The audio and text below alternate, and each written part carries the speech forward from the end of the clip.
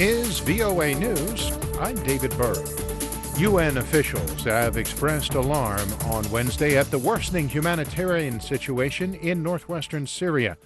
The UN's Humanitarian Affairs Chief Mark Lowcock called on the warring parties to protect those displaced by the fighting. At least 100 civilians were killed between 1 and 16 February by air and ground-based strikes in the northwest, according to the Office of the UN High Commissioner for Human Rights.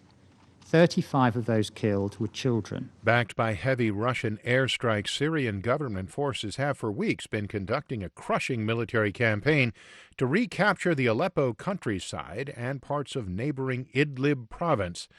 Hundreds of thousands have fled the fighting. Passengers are starting to get off a cruise ship in Japan after their 2-week quarantine ended. But as AP correspondent Rita Foley reports, they might face some more time in isolation. Hundreds of passengers contracted the coronavirus on board. More than 300 Americans were evacuated over the weekend and brought back to the U.S., where they are in quarantine for 14 days. Some Americans chose to remain on board the Diamond Princess. They will not be allowed to return home for at least 2 weeks after they come ashore. The U.S. is worried about their possible exposure to the virus while on board the ship. I'm Rita Foley. Iran state media reported that 2 people have died after testing positive for the coronavirus, the first cases of the disease in that country. The IRNA news agency quoted health ministry officials as saying the 2 people who died were in the holy city of Qom, south of Tehran. Iran has applied safety measures on arrival flights at its airports to control a possible spread of the deadly virus. This is VOA News. U.S. Secretary of State Mike Pompeo has condemned China's expulsion of 3 Wall Street Journal reporters after the paper's opinion section published a piece critical of China's handling of the coronavirus outbreak. In a statement, Pompeo said mature, responsible countries understand that a free press publishes facts and expresses opinions.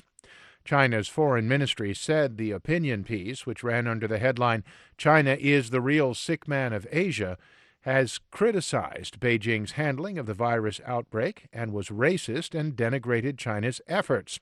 The foreign ministry said it asked the newspaper to apologize, which it had declined to do.